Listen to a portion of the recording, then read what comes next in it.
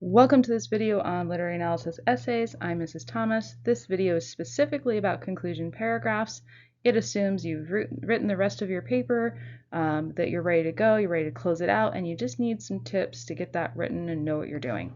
So come along with me. I'll be using some examples from my previous videos in this series, one from introduction paragraphs, one from body paragraphs, and now we're looking at conclusions.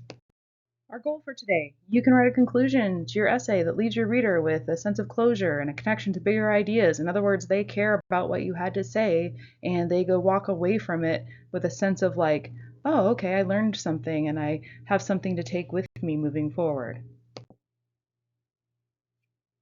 So here's an overview. If you've never seen this before, it's the two triangles with the body paragraph squeezed in between. This is a typical format for an academic essay. Not all writing is this way. Just know that this is for a typical literary analysis and argument essay. So our introduction is represented by the green triangle that's pointing down. That is where we have a hook, background, and thesis. We need to know where we've been so we know where we need to end. An introduction usually starts out very broad, universal, something anyone can relate to. And by the end of that paragraph, we have a specific focus for the paper. We know where you're going, and that's why we have the narrowed part of the triangle. A conclusion, on the other hand, does the opposite. It usually starts out very specific about this paper itself and what you've had to say and how you said it, and then connects back out to something really broad and something that we can take with us that's meaningful. Big must-nots is do not bring up new evidence or arguments in your conclusion. It is a place to wrap things up and leave us with things to think about, but it shouldn't go to the level of starting to now bring up some new argument that you never even addressed. For the first part of our conclusion, we want to kind of restate the thesis in a new way, but you don't just copy it. You don't just copy and paste it. That's boring and lazy. And don't just copy it and switch the order of the sentence either. Your reader's going to notice that. Your teacher's going to notice it. And again, lazy, boring. No one wants to read that. So how to do this? Ask yourself, what were the key ideas in your thesis? Note that I underlined those in my introduction paragraph video, so you can go back and see that for help if you want to see how I did that over there and what I underlined. The other thing is, don't just plunk in synonyms for other words to say, oh, I said it in a new way. But see if there are some that are appropriate synonyms to use in your rewording of your thesis. You also want to try to use rephrasings. But keep in mind that you know that your reader has just read your whole argument. You don't want to dumb it down. You don't want to do like a sentence by sentence rephrasing of your topic sentences. Like, you don't want to copy and paste those either. But you want to look back at all your topic sentences and say, as a whole, what are those doing together? And so we want to connect all of that together with restating your main thesis. You can see my example here for my To Kill a Mockingbird essay example. If you need to, at the end of this video, I do have an example of the introduction and the conclusions. So you can see them one after another of how they mirror each other and play off of one another. All right, so after we have summed up the thesis in a new way, we can also sum up the body paragraphs, but you need to be concise. You don't want this to be drawn out too much. I often do this in one sentence. You may have already done it with the thesis, actually, so you need to ask yourself if you've done that or not. It just depends how sophisticated of a writer you are. So look at the topic sentences from your body paragraphs. It should be the first sentence in each of those paragraphs.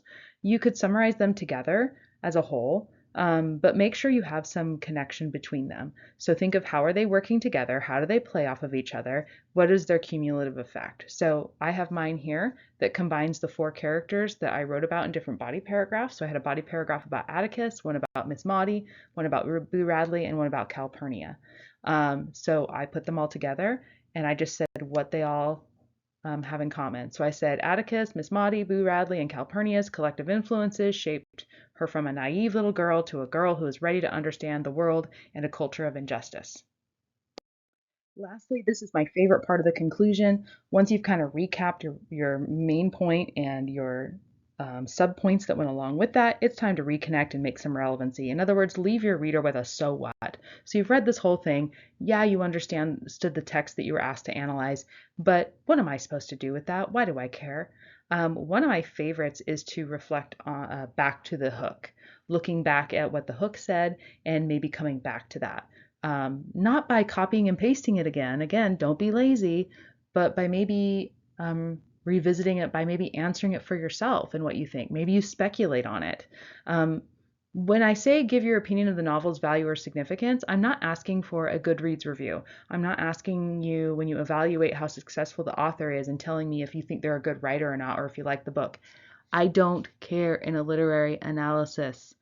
We want you to show that you know how to read something, not just for what it says, but why the author wrote it. In other words, what their message and purpose was, and how they wrote it. In other words, their artistry. So you got to kind of separate yourself a little bit from that and not just get into an opinionated statement about how many stars you would get it or if it's worth reading. It's more about the value of the novel or the story to our culture and to people's lived experiences and what we have to gain through reading it. That's the sophisticated way we can connect this back out. But remember, it needs to still be related to your main topic. If I wrote about injustice, then I need to make sure that's what my closure has to do with, is this concept of injustice in our lives. You can make a personal statement about the topic as well. You can connect it to our lives today and the issues we're still dealing with, as long as it's something that doesn't need too much explanation. But if it's a thing where you can see a connection to the modern world and our lives today and what we can do moving forward, you can also maybe provide a solution. If your essay had a lot of the problems pointed out in society and the author was critiquing those problems, how far have we come since then? Have they been fixed, or do we have a ways to go? Do you see the hope or not? A lot of authors are criticizing our society and the way we treat each other, and what's going on. So that's a really good method you could think of, to give your reader something to care about and consider. All right, almost done. You can pause it if you need to. This is the introduction for my introduction video on introduction paragraphs, that is. So you can see the different sections that I have. It has the hook, it has the background, it has the thesis. But you might want to read it to review it so you can understand why the conclusion I have in the next section works. All right, this is the conclusion all put together. The green is restating the main point, the yellow is summing up the body paragraphs and connecting them all together, and the pink is giving some relevancy to our lives and talking about it philosophically and where we are going forward. And so it just closes out the whole piece, showing how this book has really had this larger message that is meaningful. Thank you for watching this video about conclusions for literary analysis essays.